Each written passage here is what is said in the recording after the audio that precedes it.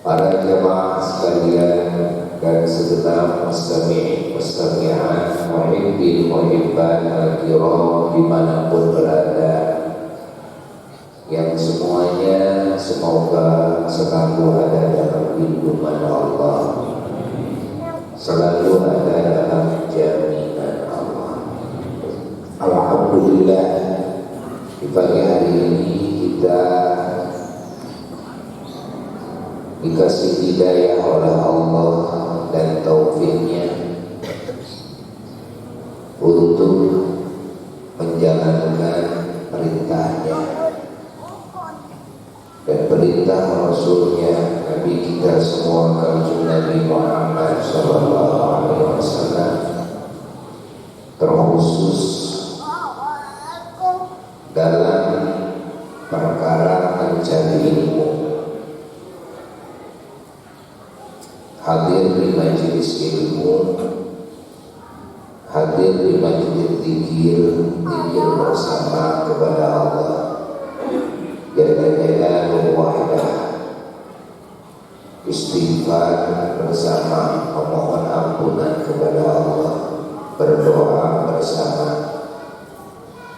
dan juga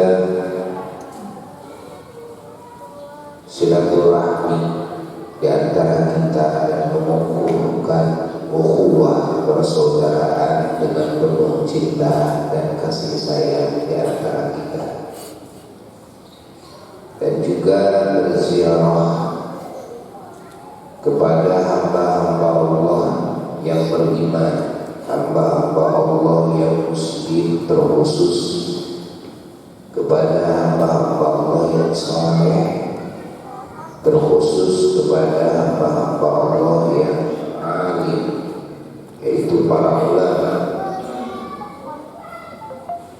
dan juga para wali-wali Allah yang ada di lingkungan makom Cibaduyut ini, dan terkhusus sanad mata rantai agama, mata rantai iman Islam ihsan, mata rantai ibadah, mata rantai ketakwaan, mata rantai ilmu, amal soleh, akhlak mulia, mata rantai niat yang agung, mata rantai kalimat thayyibah, yaitu Syekhul Syuyukh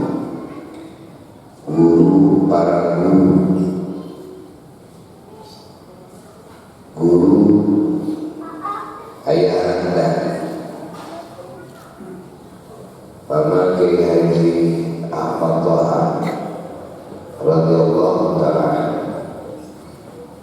yaitu yang Raden Muhammad Zarkashi radhiyallahu ta'ala wa nafa'ana bihi wa bi'ulumihi. Amin ya rabbal alamin. Wa razaqana anwa'uhu wa asraruhu wa futuhatihi wa nuruhatihi wa syafa'atahu lana wa li ahlina wa li abaina wa ummahatina wa usulina wa furu'ina wa ahli silsilatina wa akhirina anna ila yaumil qiyamah fid dunya wa fil barzakh wa fil akhirah. Amin ya rabbal alamin.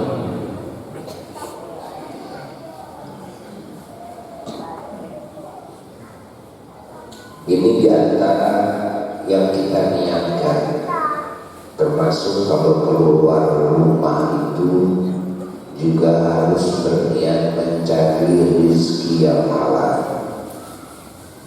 Niat dari dalam hati minimal 3 setiap keluar dari rumah. 1, niat mencari ilmu yang manfaat. 2, niat silaturahmi. 3, niat mencari rezeki yang halal. Ini sedikitnya setiap keluar dari rumah, sehingga waktu-waktu kita itu tidak sia-sia karena sudah diniatkan, maupun seharian atau lebih kita di luar rumah sudah diniatkan dari awal. Masya Allah. Kalau kita dikasih ilmu oleh Allah yang manfaat, kalau keluar dari rumah ditambahin juga niat tabligh, niat dakwah, mengajak orang-orang kepada Allah, niat amar ma'ruf nahi munkar, niat ta'lim, mengajarkan ilmu Allah kepada yang lain. Ya. Di samping kita niat mencari ilmu, kita juga niat menyebarkan ilmu.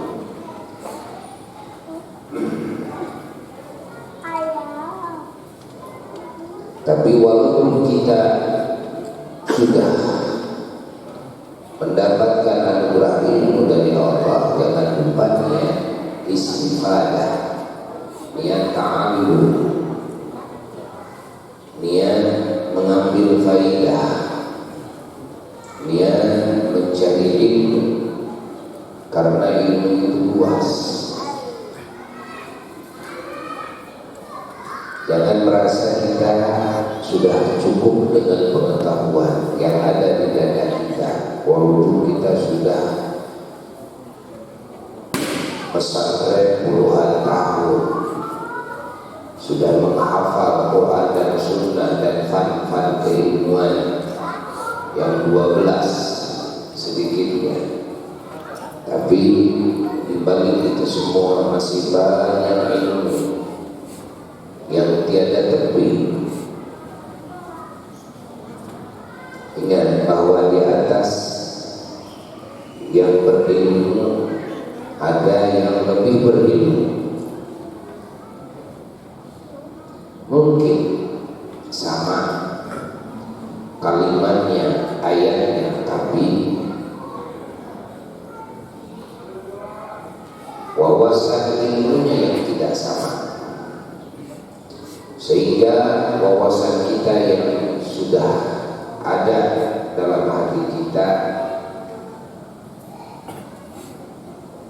bisa bertambah wawasannya dengan wawasan keilmuan yang kita terima dari ulama yang lain.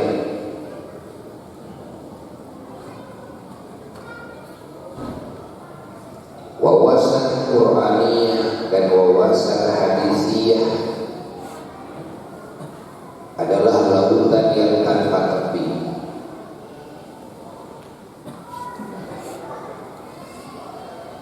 Di samping itu pula belum lagi dengan keberkahan futuh-futuh cahaya dan asrar ilahiyah yang dipancarkan oleh Allah melalui hamba-hambanya, di mana kita kalau dekat dengannya bisa mendapatkan futuhat nunuhan, karunia-karunia dan keterbukaan yang sebelumnya tidak terbuka. Kita mendapatkan keberkahan dan rahmat yang sebelumnya kita tidak menemukan. Kita mendapatkan ijabah dan qabul yang sebelumnya kita tidak mendapatkannya. Kita mendapatkan ampunan Allah dan pertolongan Allah yang sebelumnya kita tidak mendapatkannya. Makanya kenapa para ulama, para wali-wali Allah selama memungkinkan masih tetap hadir dalam majelis ilmu,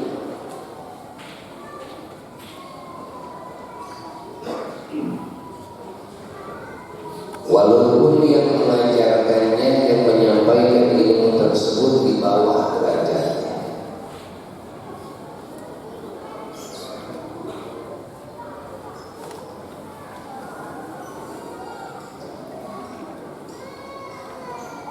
Lalu juga kalau kita sudah mendapatkannya dan kita sedang terus mendapatkannya dari Allah, warna-warni anugerah dari Allah, ketika kita dekat dengan hambanya yang saleh,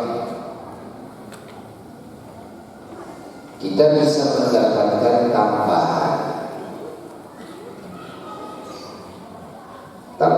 rahmat atas rahmat yang sudah ada, yang sedang Allah menjadikan kepada kita, tambahan barakah, tambahan futuh, tambahan anugerah, tambahan derajat.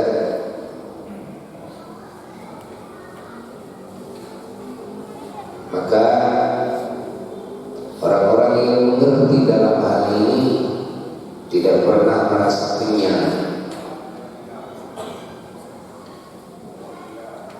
menggarap segala faktor penyebab datangnya anugerah Allah kepada dirinya, ditambah-tambahkannya oleh Allah anugerahnya kepadanya melalui hamba-hambanya yang saleh, melalui hamba-hambanya yang alim. Jangan pernah berhenti terus.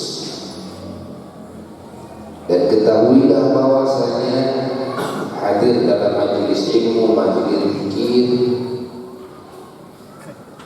walaupun bagi seorang wali, seorang alim, tetap akan mendapatkan semua fadilah, keutamaan dalam mencari ilmu, hadir dalam majelis ilmu. Apalagi kalau yang hadirnya itu adalah ulama, wali, maka nilainya juga tidak sama dengan nilai orang awam yang hadir di majelis ilmu. Karena setiap kepangkatan yang tinggi di sisi Allah itu berpengaruh kepada besar dan kecilnya anugerah dari Allah. Contoh kecil saja, satu jenis ibadah yang dilakukan oleh orang yang belum mengenal Allah tentu tidak akan bisa sampai kepada derajat besarnya pahala, besarnya anugerah dari Allah atas amal soleh yang dilakukan oleh hambanya yang ma'rifat kepadanya.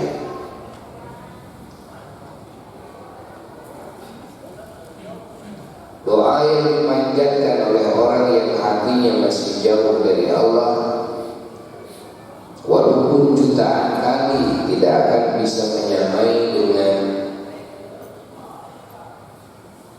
satu kali munajatnya hati orang yang ma'rifat kepada Allah. Bahwa doa yang ma'rifat kepada Allah, jangankan yang ada, yang khawarikul adat pun bisa didatangkan oleh Allah dengan satu kali berdoa hatinya kepadanya. Di mana orang-orang yang belum mengenal Allah jutaan kali berdoa kepada Allah, jangankan meminta yang khawarij, meminta yang adat, yang biasa-biasa saja pun masih tidak dikasih oleh Allah. Dan orang yang ma'rifat kepada Allah jalla jalaluhu,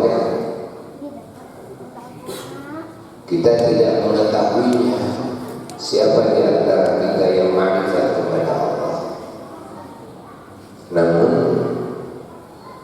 orang yang ma'rifat kepada Allah, ketahuilah bahwa akhlaknya dan kebiasaannya, mereka adalah sangat mengagungkan ilmu, mereka adalah sangat mengagungkan kepada segala yang diagungkan oleh Allah.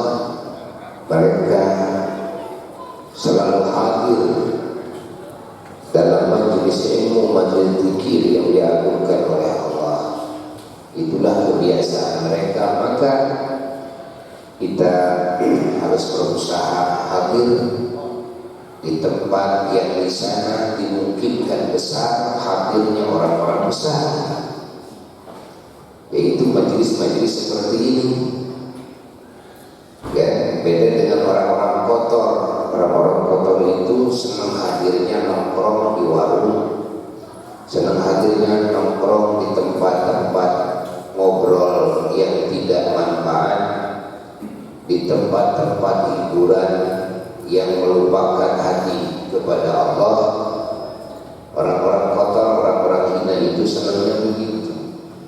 Hatinya penuh dengan mengingat dunia, hari-harinya senang ngobrol tentang dunia, senang mendengarkan tentang dunia. Ini orang-orang kotor, orang-orang hina. Ya, senang kumpul di tempat catur, di tempat gaple, ya, senang nonton film-film yang tidak bermanfaat, yang melupakan hati kepada Allah. Ini kebiasaan orang-orang hina, orang-orang kotor. Kalau kebiasaan orang-orang suci, senangnya di tempat-tempat di mana di tempat tersebut Allah diingat, Rasulullah SAW diingat, dipuji, diagungkan, ilmu Allah disampaikan. Masya Allah, kalimat thayyibah diucapkan, Quran dibacakan. Nah, kesenangannya orang-orang suci di tempat seperti itu, kumpulannya dengan orang-orang yang soleh, kumpulannya dengan orang-orang yang berilmu, obrolannya cerita tentang Allah dan Rasulnya Sallallahu Alaihi Wasallam, cerita tentang para kekasih Allah, cerita tentang ajaran Allah. Masya Allah, curhatannya kepada Allah Jalla Jalaluhu, berdoa bersama kepada Allah. Ini kebiasaan orang-orang mulia. Maka kalau kita ingin dekat dengan orang-orang mulia, harus rajin hadir di majelis ilmu, majelis zikir, majelis-majelis seperti itu adalah majelis-majelis yang disenangi oleh orang-orang mulia, yang dihadiri oleh orang-orang mulia. Maka kita harus bersyukur kepada Allah ketika kita dikumpulkan di majelis seperti ini. Mudah-mudahan kita dapat segala anugerah yang Allah anugerahkan kepada hamba-hambanya yang mulia yang hadir di majelis ini, hingga kita kebagian dari karunia tersebut. Allah, pengkajian saat ini kita masih mendengarkan nasihat dan arahan dari Sayyiduna wa Maulana Al-Imam Abdullah bin Ali Al-Haddad radhiyallahu ta'ala anhu tentang niat,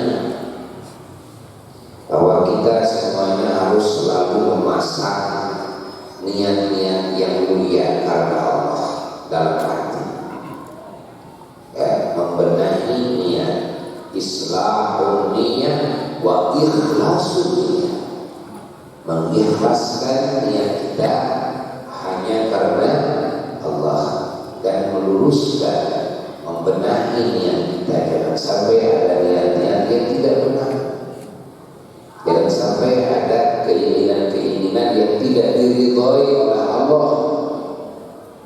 Ya, kalau ada niat atau ada keinginan yang tidak diridhoi oleh Allah, cepat tepis dari hati kita, cepat istighfar kepada Allah, memohon ampunannya, cepat minta petunjuk Allah dan pertolongannya, agar hati kita dibenahi oleh Allah Ta'ala, ya, agar hati kita dihadapkan oleh Allah kepadanya,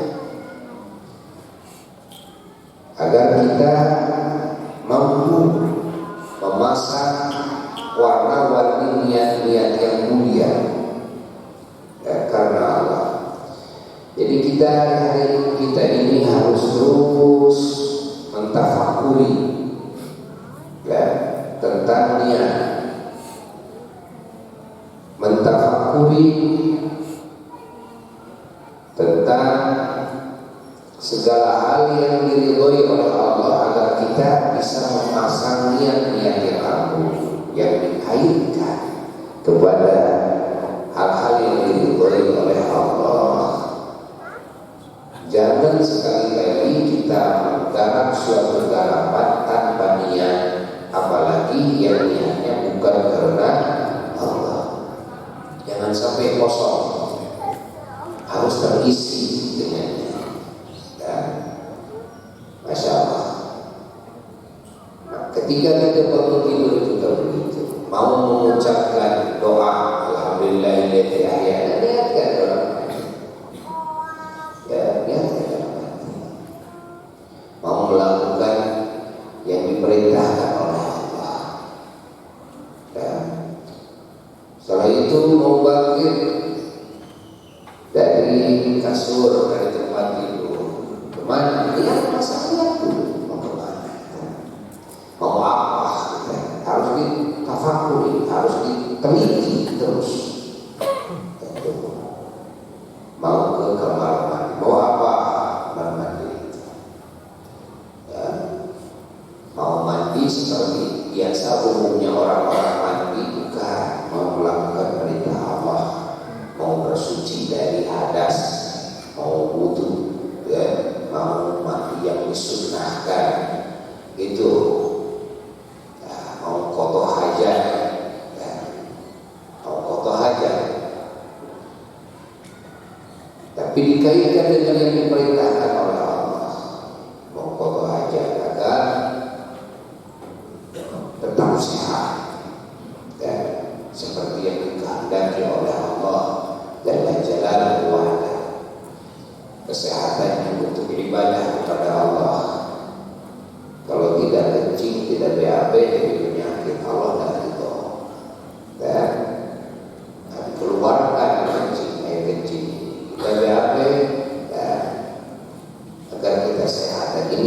Allah kehendaki, sehatnya untuk ibadah kepada Allah Jalla Jalaluhu.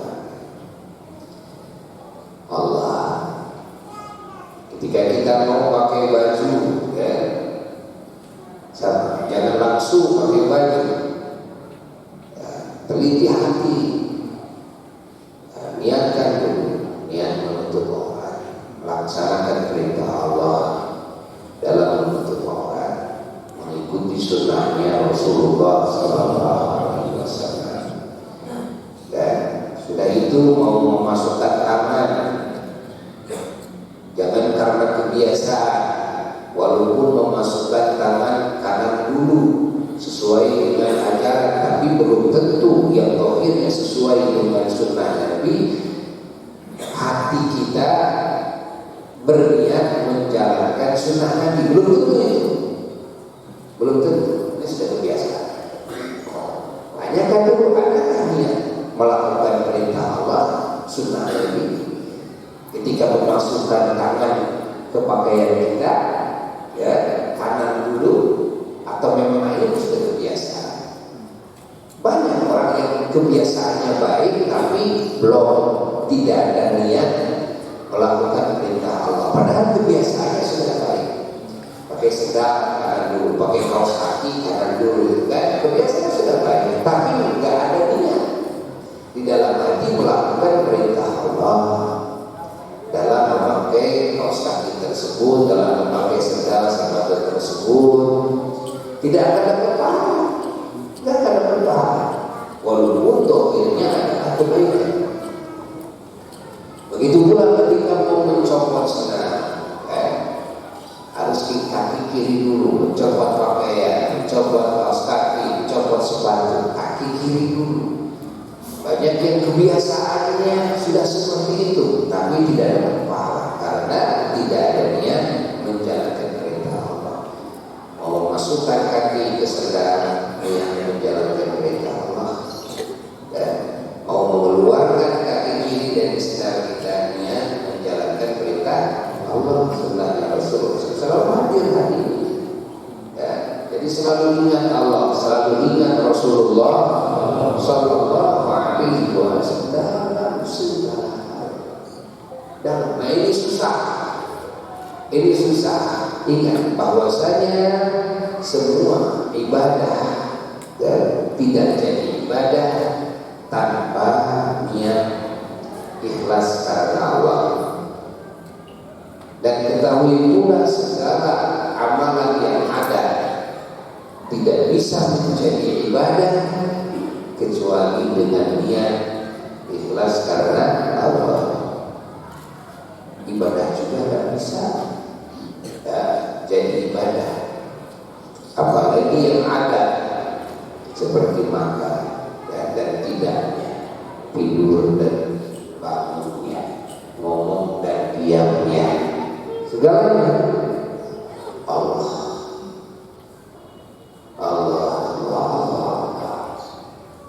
Kalau saya pakai pakaian dulu, pakai niat dulu, bagaimana? Dan tapi sudah pakai pakaian, buka lagi. Kenapa dibuka? Mau menjalankan sunnah Rasul. Bukan lagi, kan? Bismillahirrahmanirrahim.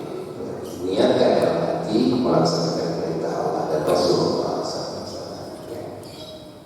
Sudah pakai sendal, kaki kiri dulu atau kaki kanan dulu, namun nggak ada niat, copot lagi.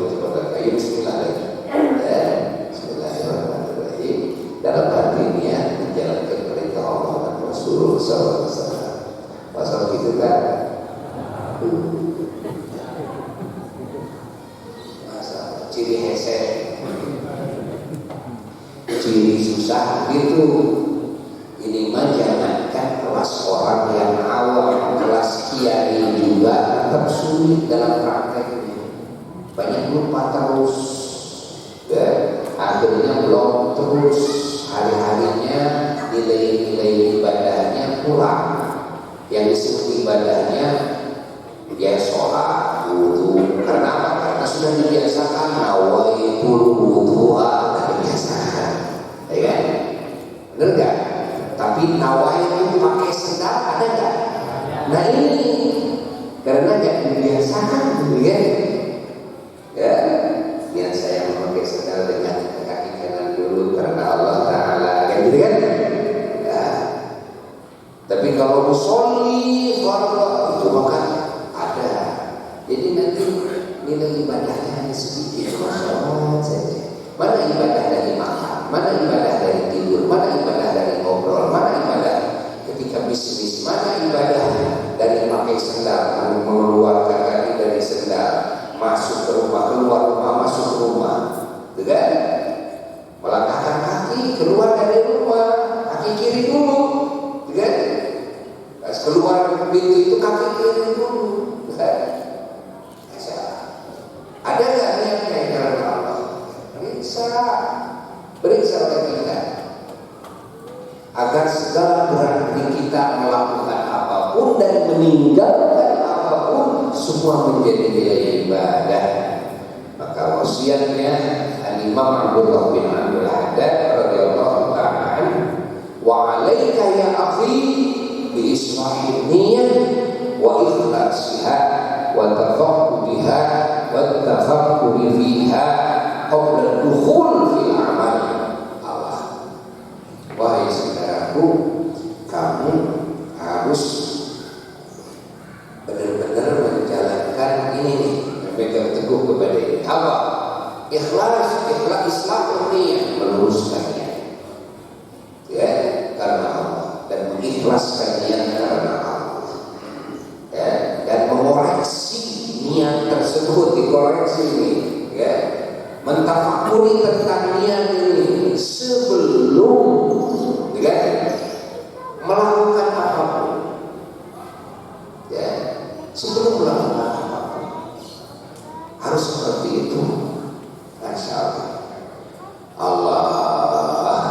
Indah asasul amal, karena niat itu kan asasnya perbuatan, asasnya amal. Wal amal tapi amal. Masya Allah.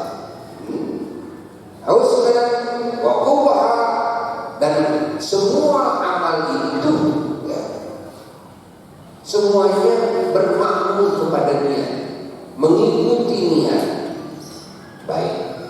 baiknya maupun jeleknya, mengikuti kesehatan wa fasad, sahnya dan rusaknya amal tersebut tergantung. Waqad qala sallallahu alaihi wasallam, dan sungguh telah bersabda Rasulullah sallallahu, innamal a'malu binniyat wa innama likulli imri'in ma nawa. Tidak lain sahnya semua amal dan tidak sahnya tergantung niat. Ya, yang menjadi pahala niat, yang menjadi siksa niat.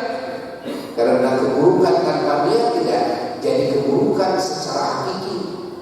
Hakikatnya tidak jadi dosa. Kalau tanpa niat namanya tidak sengaja.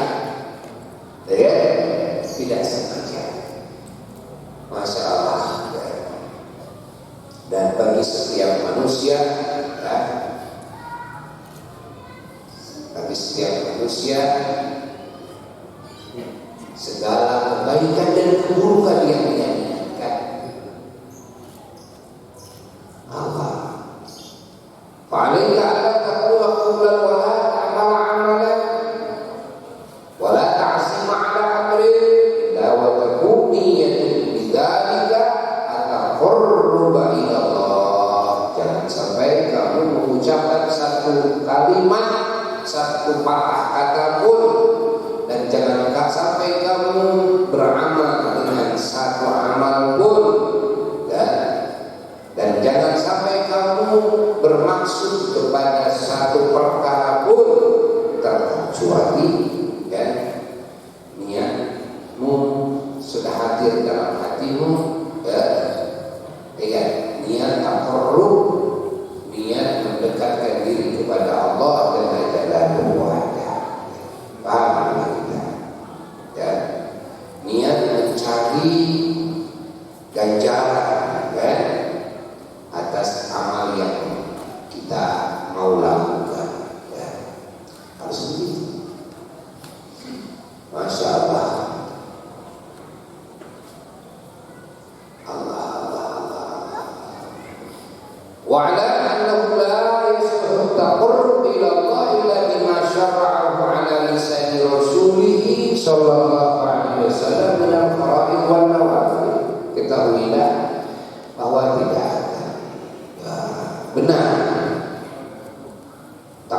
kita kepada Allah kecuali dengan cara yang disyariatkan oleh Allah atas lisan Rasulnya Sallallahu Alaihi Wasallam. Itu harus sesuai dengan aturan Allah